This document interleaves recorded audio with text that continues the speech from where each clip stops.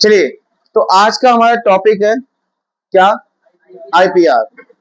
Full form क्या है इसकी? Industrial policy resolution.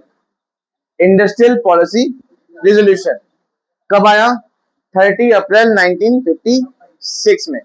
आपको याद होगा, मैंने आपको ना कुछ 5 ईयर प्लान बताए थे, 51 से 56, 56 से 61, 61 से 66, है ना? तो उसमें जो सेकंड 5 ईयर प्लान था, उसमें मेनली फोकस किस पे किया गया था? इंडस्ट्रीज पे फोकस किया गया था। ऐसा नहीं कि पूरा फोकस इंडस्ट्री पे था, पर मेनली फोकस किस पे था? इंडस्ट्रियल सेक्टर पे था। और अगर एग्जाम में आए कि सेकंड 5 प्लान के जो इंडस्ट्रियल सेक्टर को इम्प्रूव करने में जितने जो भी लोग थे, उनमें मेन पर्सन कौन थे, मतलब आर्किटेक्चर ऑफ 1956 आईपीआर, तो उनका नाम क्या था? मैंने आपको बताया था पहले भी, पीसी महालानोबिस। अगर आप उसकी इंट्रो वीडियो देखेंगे आप इस चैप्टर की, तो उसमें मैंने आपको बताया हुआ है PC Mahalanobis, architecture of industrial policy resolution. सुनिए क्या होता है इसका मतलब। और ये 30 अप्रैल 1956 में आया। बेटा इंडस्ट्री सबको पता है क्या होता है ना? इंडस्ट्रीज के बारे में बात हो रही है। पॉलिसीज का मतलब क्या होता है? Rules and regulation. रेजोल्यूशन मतलब बहुत सारे रूल्स एंड रेगुलेशन एक साथ आए गए थे। किससे रिलेटेड? इंडस्ट्री से रिलेटेड। क्योंकि बेटा अब तक ना, अच्छा बेसिकली अगर एग्जाम में ये आए कि फर्स्ट आईपीआर कब आया था, तो आप क्या ये डेट बताएंगे? नहीं, 1956 में फर्स्ट आईपीआर नहीं आया था। ऑफिशियल आईपीआर पूछता है अगर कि फर्स्ट ऑफिशियल आईपीआर कब आया था, तो आपका आंसर आईपीआर कब आया था, ऑफिशियल वर्ड नहीं लगा हुआ, तो इसका आंसर 1948 होगा। जब देश आजाद हुआ था, तो उस टाइम पे हमारे देश में कोई सरकार नहीं थी, कुछ लीडर थे। उन लीडर ही हमारे देश को रन कर रहे थे। 3-4 साल उन्होंने रन किया 1951 तक। तो 1947 से लेकर 1951 के बीच में गवर्नमेंट, मतलब हमारे लीडर्स ने एक पॉलिसी रिजोल्यूशन स्टार्ट किया था। वो 1948 में था, वो अनऑफिशियल था। पर जब गवर्नमेंट हमारे देश में आई, इंडियन गवर्नमेंट, तो 1956 में फर्स्ट ऑफिशियल आईपीआर आया। ये याद करना, दो डेट याद रखनी है आपको।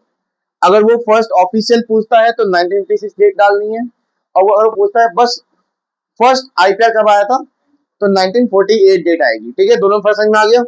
चलो बेटा, क्या होता है आईपीआर? देखो यहाँ पे डेफिनेशन लिखी है कि industrial policy is a compressive package of policies increase with cover various issues connected with different industrial enterprise of the country. मतलब क्या है कि जितनी भी दिक्कतें परेशानी आ रही थी, उनको कवर करने के लिए और इंडस्ट्रीज की ग्रोथ के लिए गवर्नमेंट क्या लेके आई उस टाइम पे?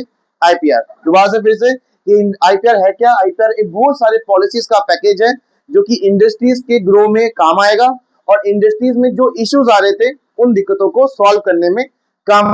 इनमें सारी पॉलिसीज इस तरह की प्रेजेंट थी। ठीक है, चलिए इसके बाद आप अब देखेंगे कि आईपीआर में ऐसे कौन कौन से पॉलिसी लाए गए थे। इसे हम क्या नाम देते हैं बेटा? क्या नाम देते हैं इसको हम?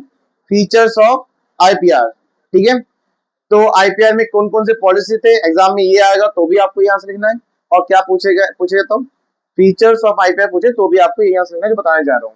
क्वेश्चन का मतलब ये है कि आईपीआर में कौन कौन से पॉलिसीज लाए गए थे उस टाइम पे।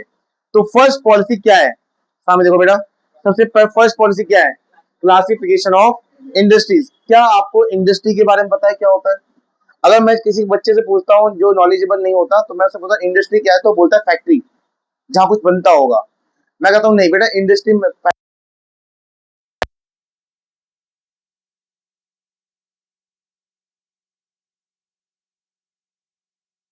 क्या बॉलीवुड बॉलीवुड फैक्ट्री है? पर बॉलीवुड इंडस्ट्री बोलते हैं ना। हाउसेज हैं, Salman Khan production houses, Yash Raj production houses, धर्मा प्रोडक्शन, ये सब मूवीज बनाते हैं। इन सबका एक ही काम है क्या? जब सारे सारे एक ही काम बनाते हैं, एक ही चीज कर रहे होते हैं, तो उसे हम इंडस्ट्री कहते हैं। तो ये सब ना फॉर्म्स है, अलग अलग फॉर्म्स है, और इनको प्लस कर दो तो क्या बन जाता है? इंडस्ट्री बन जाता है। ठीक है, जैसे मैं बोलता हूँ टेक्सटाइल इंडस्ट्री। टेक्सटाइल इंडस्ट्री में तो क्या होता है?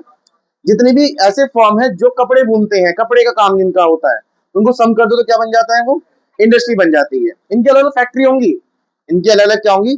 फैक्ट्री होंगी, पर इनको सब जोड़ दे तो क्या बन जाता है? इंडस्ट्री। कोई फैक्ट्री दिल्ली में होगी, कोई फैक्ट्री आसाम में होगी, कोई फैक्ट्री मुंबई में होगी, लेकिन सबको मिला दीजिए क्या बन जाता है? इंडस्ट्री बन जाती है। जैसे कॉस्मेटिक इंडस्ट्री होती है ना? अलग अलग जगह फैक्ट्री होंगी, अलग अलग कंपनी की, कॉस्मेटिक की, पर अगर प्लस कर दो सबको तो क्या बन जाता है, इंडस्ट्री बन जाता है। सही में आ गया इंडस्ट्री क्या है? इंडस्ट्री कोई एक्चुअल फैक्ट्री तो नहीं है, फैक्ट्रीज का सम है ना, पर काम कोई एक हो रहा होगा, कोई भी एक काम हो रहा होगा उसमें। जैसे मैं कहूंगा, और भी एग्जांपल आपके दिमाग में आ रहा है क्या, कोई और इंडस्ट्री का नाम बोलो। मैंने कौन जो जो एग्जांपल दिए आपके, इसके अलावा कोई और एग्जांपल आपके दिमाग में आ रहा है जिसके आगे हम इंडस्ट्री वर्ड यूज करते हैं? क्या? टेक्सटाइल इंडस्ट्री मैंने बोल दिया, टेक्सटाइल बोल दिया, बॉडी इंडस्ट्री बोल दिया मैंने, कॉस्मेटिक इंडस्ट्री बोल दिया, और बताओ। केमिकल इंडस्ट्री, ऑटोमोबाइल इंडस्ट्री, ये सही है। ऑटोमोबाइल इंडस्ट्री क्या है, जितनी भी कंपनियां क्या करती हैं, गाड़ी बनाती हैं, अलग अलग कंपनियां हैं, अलग अलग बिजनेस हैं, सम कर दो क्या बन जाएगा, ऑटोमोबाइल इंडस्ट्री। बहुत बढ़िया, और बताओ। हैंडमेड, ठीक है। जैसे समझो समझ में आ गया। वैसे इलेक्ट्रॉनिक इंडस्ट्री हो गई बेटा, इलेक्ट्रॉनिक अप्लायंसेज इंडस्ट्री हो जाती है। जो जो कंपनियां क्या बनाती हैं, इलेक्ट्रॉनिक चीजें बनाती हैं, वो इलेक्ट्रॉनिक अप्लायंसेज इंडस्ट्री बन जाती है। समझ में आ गया। तो बेटा ऐसे ना, हमने क्या करा उस टाइम पे आईपीआर में, पहला आईपीआर क्या था, पहली पॉलिसी क्या करी गवर्नमेंट ने, क्लासिफिकेशन ऑफ, कि सभी इंडस्ट्री, फैक्ट्री को डिवाइड नहीं किया, क्या करा, सभी इंडस्ट्री को ही डिवाइड कर दिया। कितने कितने पार्ट में, कितनी कैटेगरी में, बेटा 3 कैटेगरी में डिवाइड किया था उस टाइम पे। जितनी भी इंडस्ट्री थी उनको क्या कर दिया, 3 कैटेगरी में डिवाइड किया गया। आओ दिखाएं तुम्हें बेटा 3 कैटेगरी कौन कौन सी है। सबसे पहला कैटेगरी क्या है, शेड्यूल ए, दूसरा शेड्यूल बी, और तीसरा शेड्यूल सी। इन्हें हम category A, category B, category सी।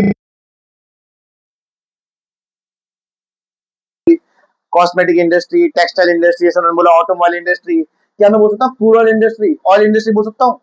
जितनी भी कंपनियां जो क्या बेचती हैं, पेट्रोल बेचती हैं, क्या बोल सकते हैं उसको, ऑयल इंडस्ट्री बोल सकते हैं, हाँ या ना। तो जितनी भी अच्छा मैं बोल सकता हूँ, और क्या बोल सकते हैं तो बहुत सारी हैं। जैसे कोई मान लो आर्म्स एंड एम्यूनिशन, मतलब जो बंदूक वगैरह बना रहा हो, है ना। तो बहुत सारी ऐसे इंडस्ट्रीज हैं, बहुत सारी इंडस्ट्रीज हैं, जिसको क्या करा गवर्नमेंट ने 3 पार्ट में डिवाइड कर दिया। पहले पार्ट में गवर्नमेंट ने कौन सी इंडस्ट्री रखी बेटा, यहाँ पे क्या लिखा है, यहाँ पे 17 इंडस्ट्री, नॉट 17 फैक्ट्री, 17 इंडस्ट्री। समझ में आ रहा है इंडस्ट्री क्या होती है, एक इंडस्ट्री में कितनी फैक्ट्री होंगी, तो 17 फैक्ट्री नहीं, 17 इंडस्ट्रीज को किसमें रखा गया, शेड्यूल ए में। कौन कौन सा इंडस्ट्री है याद रखना, कहीं भी क्वेश्चन पूछ सकता है वो आपसे। बेटा सबसे पहले आर्म्स एंड एम्यूनिशन, जो मतलब क्या बनाते होंगे, उस टाइम पे गवर्नमेंट बनाती थी, ठीक है। गोला मतलब बंदूक वगैरह, गोली वगैरह ये सब बनाते थे, वो सब किसमें आ गए, शेड्यूल ए में आ गए, ठीक है। क्या कंपनी एक ही होगी इसकी, है ना। चलो आज कंपनी एक ही है, नहीं ना। दूसरा क्या है, बहुत सारे मुझे नहीं पता, है ना, मुझे नहीं पता। दूसरा क्या बेटा, एटॉमिक एनर्जी, ठीक है। ये भी मान लो कई सारी इंडस्ट्री फैक्ट्री होंगी, पर किसमें थी, ये भी शेड्यूल ए में थी, ठीक है, एटॉमिक इंडस्ट्री। दूसरा तीसरा क्या बेटा, हैवी एंड कोर, जैसे यहाँ पे लिखा हुआ है मैंने, हैवी एंड कोर इंडस्ट्री, मतलब माइनिंग जहां होती थी, है ना, जहां पे खदान होती थी, चीजें खदानों से निकालते, मिनरल्स निकालते थे, ठीक है। ये सब वगैरह किसमें आते थे, शेड्यूल ए में आते थे। और कुछ एग्जाम्पल बेटा, और कोई एग्जाम्पल, एयरक्राफ्ट, एयरक्राफ्ट बेटा 1991 से पहले की बात हो रही है यहाँ पे, क्योंकि हमारा चैप्टर का नाम, टॉपिक का नाम क्या है, इंडस्ट्रियल सेक्टर 1950 टू 1990। मेरी बात पे ध्यान देना, मैं क्या बोल रहा हूँ, इंडस्ट्रियल सेक्टर 1950 टू 90, हम 1990 तक पढ़ रहे हैं। तो 1990 तक ये वाली इंडस्ट्री, कौन सी वाली बेटा, ये वाली इंडस्ट्री किसमें थी पता है, शेड्यूल ए में थी। किसमें थी, ये एक इंडस्ट्री है, कह सकते हैं इसको एयरक्राफ्ट इंडस्ट्री, कई सारी कंपनी है इसमें भी।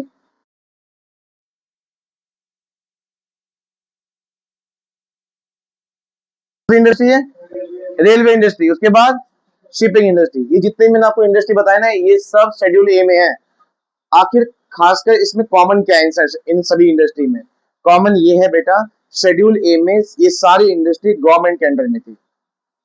मतलब ये सारी इंडस्ट्री की कंपनियां गवर्नमेंट की होंगी, प्राइवेट कंपनियां नहीं होंगी। एक बार फिर से देख लो एक बार, ये सारी कंपनियां ना आज शायद प्राइवेट हो सकती हैं, पर 1991 से पहले ये सारी कंपनियां किसकी थी, सरकारी कंपनियां थी। चाहे इसकी हो, चाहे इसकी हो, चाहे इसकी हो, चाहे इसकी हो। बताओ इसकी बात पता है तुम्हें इसके बारे में, कौन सी कंपनी थी। 1991 से पहले एक ही कंपनी थी हमारे इंडिया में, वो है थी एयर इंडिया, और इंडिया किसकी थी, गवर्नमेंट कंपनी थी। हालांकि 1950 से पहले एयर इंडिया टाटा कंपनी की थी, पर टाटा कंपनी से गवर्नमेंट ने एक्वायर कर लिया और सरकारी कंपनी बना दी। और 1950 से 1990 तक हमारे देश में सरकारी कंपनी थी एयर इंडिया। अभी हालांकि 2-3 साल पहले ही एयर इंडिया फिर से किसने खरीद लिया, टाटा ने खरीद लिया। ठीक है, चलिए उसके बाद क्रूड ऑयल। बेटा यहाँ मैंने ऑयल नहीं, क्या बोला, क्रूड ऑयल बोला। क्रूड ऑयल क्या होता है, बाहर से ना तेल नहीं आता, पेट्रोल नहीं आता बाहर से कच्चा तेल आता है। ठीक है, और कच्चा तेल यहाँ पे आके रिफाइनरी होता है, डीजल पेट्रोल अलग है ना, ये सब अलग अलग रिफाइनरी होते हैं। और इस पे पूरा कंट्रोल किसका था, गवर्नमेंट का था। ठीक है, आप जो पेट्रोल पंप देख पा रहे हो ना, HP petrol pump, Bharat petrol pump, ये सब किसके हैं, सरकारी कंपनी। और यही यही पहले पेट्रोल पंप हुआ करते थे 1991 से पहले। ठीक है, अच्छा इसके बाद क्या बताया मैंने, जो आज भी किसके अंडर में है, गवर्नमेंट के अंडर में है। ये रेलवे इंडस्ट्री, रेलवे इंडस्ट्री में कितनी कंपनियां हैं, एक ही तो है, कोई बात नहीं, ये हो गया मोनोपोली इंडस्ट्री, पढ़ा था 11th में।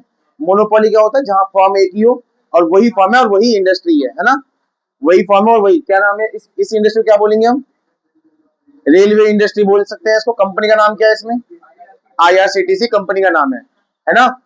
ये आज भी गवर्नमेंट के अंडर में आता है। चलिए, और एक क्या बेटा, शिपिंग। अगर इंटरनेशनल शिप कोई भी होगी, यहाँ से कोई भी सामान बाहर जा रहा है, बाहर से आ रहा है, तो वो सब कंट्रोल किसका था, गवर्नमेंट का। आप इसके डेफिनेशन पढ़ सकते हो बेटा यहाँ पे, शेड्यूल ए में, those industry would be established and developed include exclusively as public sector enterprise. आपको याद है पीएसयू, इसे पहले पढ़ा था पीएसयू, पब्लिक सेक्टर नहीं पढ़ा था, तो उसे ही बोलते हैं पब्लिक सेक्टर एंटरप्राइजेस। क्या बात हुई थी उसमें पीएसयू में, मतलब वो कंपनियां, वो इंडस्ट्री जो किसने, गवर्नमेंट ने अपने अंडर में ले लिया था। तो 17 इंडस्ट्री ऐसी हैं जो गवर्नमेंट ने अपने अंडर में ले लिया था और उसे किसमें डाल दिया, शेड्यूल ए में। अब आते हैं किस पे, शेड्यूल बी पे। बेटा कुछ और इंडस्ट्री थी जहां पे गवर्नमेंट ने कहा कि आप लोग बिजनेस करो, चलो जाओ, मतलब प्राइवेट सेक्टर, लेकिन आपकी प्रोडक्शन की क्वांटिटी और आपके प्रोडक्शन की क्वांटिटी का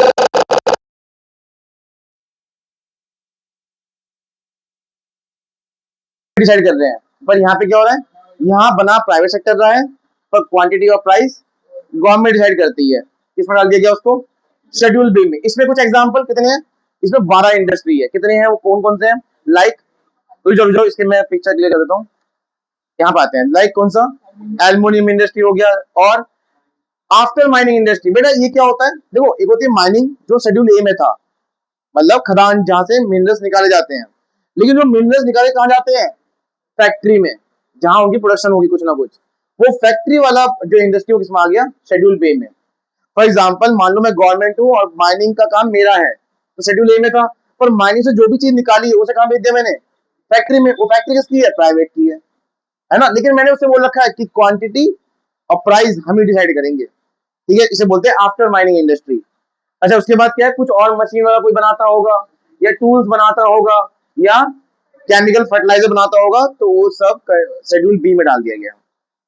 सारी इंडस्ट्री होगी क्या, नहीं बेटा, कुछ बच गए हैं, किसमें आएंगे वो, कुछ छोटे मोटे, जैसे जो छोटे मोटे बिजनेस करते हैं ना हमारे, जैसे जैसे हम मान लो ये है हमारा कोचिंग, या जितने भी यहाँ पे दुकानदार है, इनकी कोई इंडस्ट्री थोड़ा है ये कोई बड़ी बड़ी फैक्ट्री भी नहीं है, बड़े बड़े बिजनेस भी नहीं है, जितने दुकान लगाएगा छोटे छोटे, ये सब किस में आ जाएंगे, शेड्यूल सेम है। मतलब आप भी अगर कोई बिजनेस करते हो तो ऐसा नहीं है उस टाइम पे कि हाँ सर मैं आपको कोई बिजनेस करूंगा 1991 से पहले, मान लो मैं कोई बिजनेस कर रहा हूँ तो सरकार तुरंत आ जाएगी मेरे ऊपर कि नहीं, मैं बिजनेस कर रहा हूँ और प्राइस मैं डिसाइड करूंगा, मतलब गवर्नमेंट डिसाइड करेगी, ऐसा होता था, नहीं ऐसा होता नहीं था।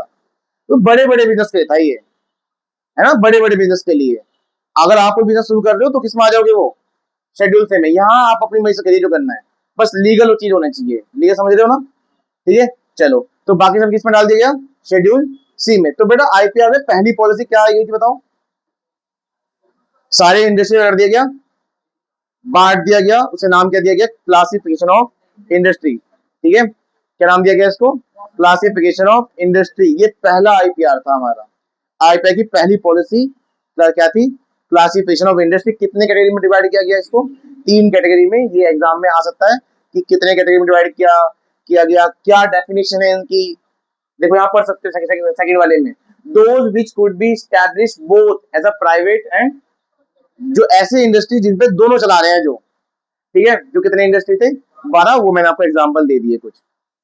चलिए अब बेटा आते दूसरा पॉलिसी क्या था, सबसे इंपॉर्टेंट, पहले से भी ज्यादा इंपॉर्टेंट पॉलिसी है ये, क्या, लाइसेंसिंग, इंडस्ट्रियल लाइसेंसिंग।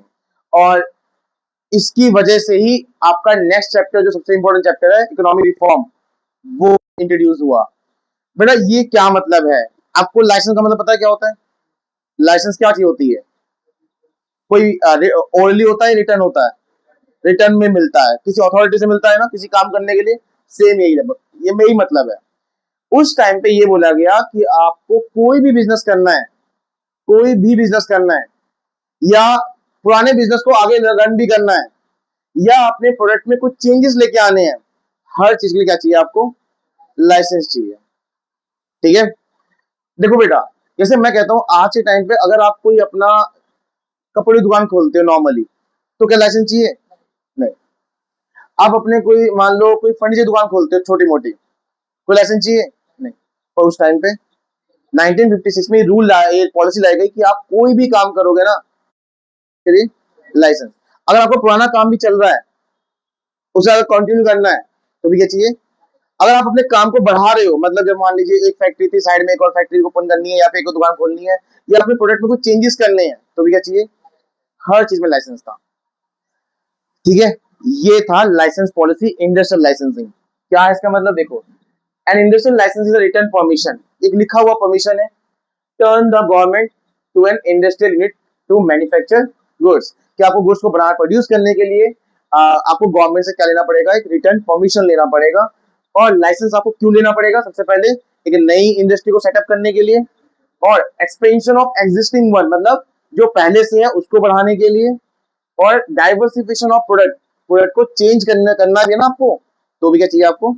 लाइसेंस चाहिए। ठीक है। तो बिना लाइसेंस के आप कोई काम नहीं शुरू कर पाओगे। अगर आप ऑलरेडी बिजनेस चल रहा है तो उसको भी आगे रन करने के लिए क्या चाहिए होगा आपको? लाइसेंस चाहिए होगा। अब इसके बिना आप बिजनेस नहीं कर पाओगे। ये दूसरी पॉलिसी थी आईपीआर की। पहली पॉलिसी थी क्या? क्लासिफिकेशन।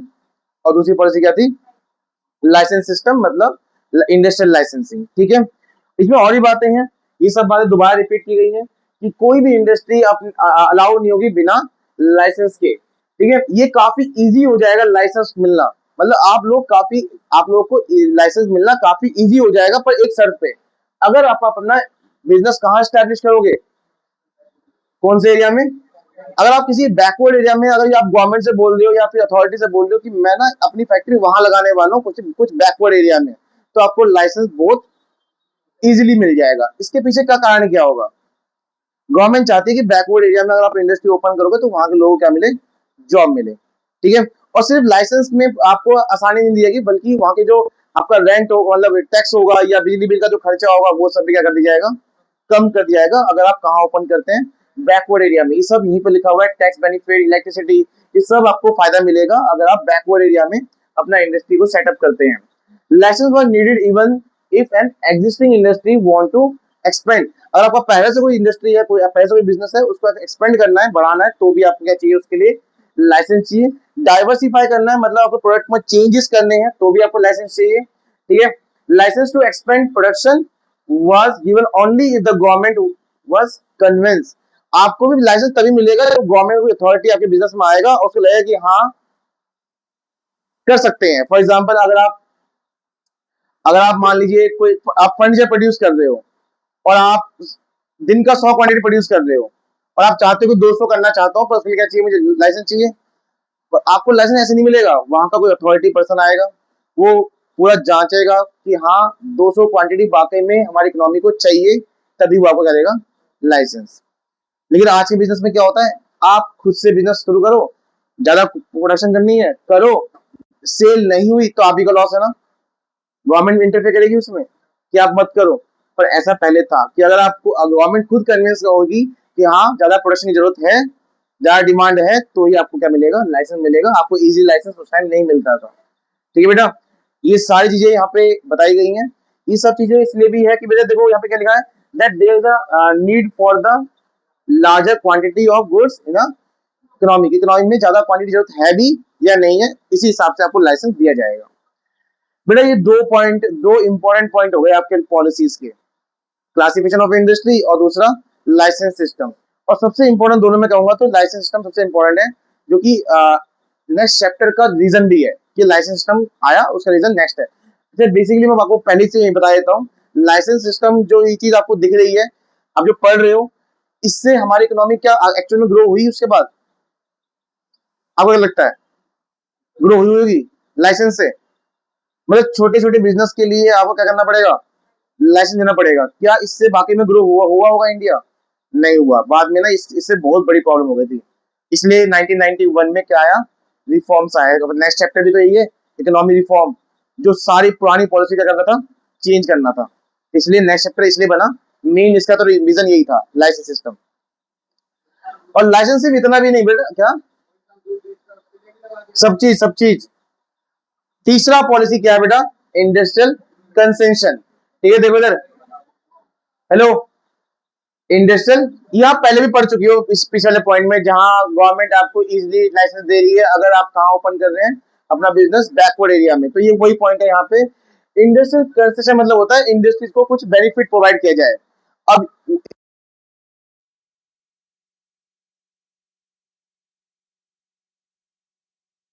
कोई बेनिफिट हो जाएगा, इलेक्ट्रिसिटी बिल कम हो जाएगा, है ना, इन सब में उन सबको क्या मिल सकता है, इसका बेनिफिट मिल जाएगा। ठीक है, इंडस्ट्रियल पॉलिसीज में लाइसेंस सिस्टम। दूसरा, तीसरा कौन सा है? Industrial concession. ये आप पढ़ चुके हो, जो वो बात सारी मैं पढ़ा चुका हूँ, यही बात यहाँ लिखी हुई है। और लास्ट है हमारा क्या? चार ही पॉलिसी थी बेटा इसमें। क्या है? Development of SSI, small scale industry. Small scale बेटा 0 रुपए से लेकर, 5 लाख रुपए तक का अगर बिजनेस है आपका, वो सब किस में आते थे? मैंने आते थे बोला है ना, किस में आते थे वो?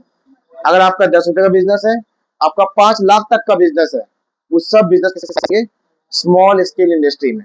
लेकिन आज भी क्या यही अमाउंट है? आज बेटा 10 करोड़ तक जा चुकी है अमाउंट। 5 लाख नहीं, आज कितना है? 10 करोड़। जीरो से लेकर 10 करोड़ तक का बिजनेस को हम क्या बोलते हैं? Small scale industry. ठीक है, तो मुझे लगता है कि जितने भी यहाँ पे दुकान है, ये सब किस में आते हैं? ठीक है, स्मॉल स्केल इंडस्ट्री के ऊपर कोई भी गवर्नमेंट ने शेड्यूल ए और शेड्यूल बी नहीं लगाया था। पढ़ा था भी, schedule A schedule B small scale industry पे नहीं लगाया था। ठीक है, समझ में आया? अच्छा, एक और चीज, स्मॉल स्केल इंडस्ट्री के लिए कुछ पॉलिसी गवर्नमेंट ने बनाई थी कि ये इंडस्ट्री ना कुछ ऐसी चीजें बनाएंगी जो बड़े लार्ज स्केल इंडस्ट्री नहीं बना सकती। मतलब रिजर्वेशन कर देते हैं यहाँ पे, कुछ ऐसे गुण जो कौन बनाएंगे?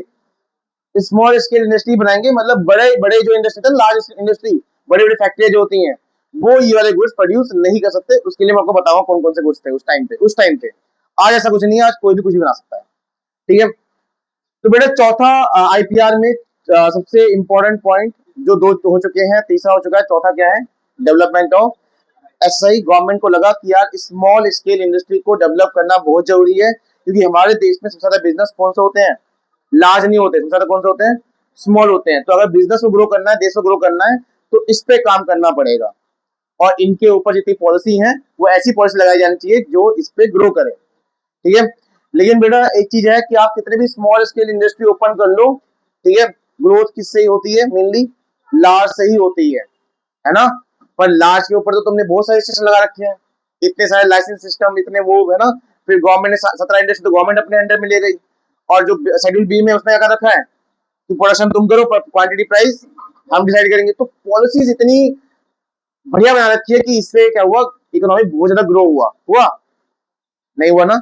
तो ये सब पढ़ेंगे कि क्यों नहीं हुआ, क्या प्रॉब्लम आई, ये सब तो पॉलिसी पढ़ रहे हैं कि इसका इम्पैक्ट क्या होगा, वो सब हम पढ़ेंगे नेक्स्ट चैप्टर में। ठीक है, चलो अब मैं आपको बताता हूँ, नेक्स्ट टॉपिक है हमारा एसएसआई का, जिसमें हम आपको स्मॉल स्केल इंडस्ट्री के बारे में बताऊंगा कि एक्चुअली है क्या और इससे क्या क्या बेनिफिट्स हैं। नेक्स्ट पार्ट में करेंगे इसको हम।